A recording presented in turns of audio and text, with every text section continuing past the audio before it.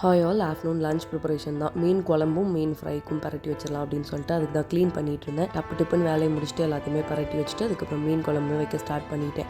கல்யாணத்துக்கு முன்னாடி அம்மா மீன் க்ளீன் பண்ணாங்கன்னா பண்ணுற பக்கமே போகிறதே இல்லை அப்படின்னா என்னன்னு கூட நமக்கு தெரியாது. இப்போ பார்த்தா இதெல்லாம் நம்மளே பண்ணிகிட்டு இருக்கோம். பூண்டு கிளியின் கதறல்கள் அப்படின்னு ஒரு புக்கே எழுதலாம் போல். இந்த அம்மாக்களை ஓவர்டேக்கே பண்ண முடியல. அவங்க வைக்கிற மாதிரி நம்மளால் ரெப்ளிகேட்டும் பண்ண முடியல. அம்மா வைப்பாங்க மீன் குழம்பு அவ்வளோ கெட்டியாக நல்லா டேஸ்ட்டாக இருக்கும். எனக்கு வந்துட்டு தண்ணியாக இருந்தால் பிடிக்காது இந்த குழம்பு. நான் வைக்கிறேன் ஓரளவுக்கு ஓகே தான். வெளியில் போகலாம் பிளான் பண்ணுறதெல்லாம் ஓகே தான். ஃபஸ்ட்டு ஆளாக கிளம்பி வீட்டை விட்டு லாஸ்ட்டாக ஓடிக்கிட்டு கிடக்கிறேன். இவங்கெல்லாம் முன்னாடியே காருக்கு போய் அப்பாவும் பொண்ணும் வந்துட்டாங்க. நம்ம தான் கடைசியாக ஓடி போய் பஸ்ஸை பிடிக்கிற மாதிரி கடைசியாக ஏற வேண்டியதாக இருக்குது.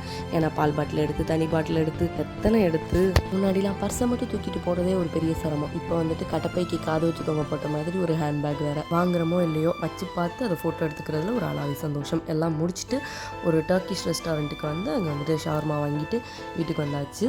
செம்ம டேஸ்ட்டாக இருந்துச்சு. இதோட கடை சாத்திக்கிறேன். நாளைக்கு பார்க்கலாம். டடா.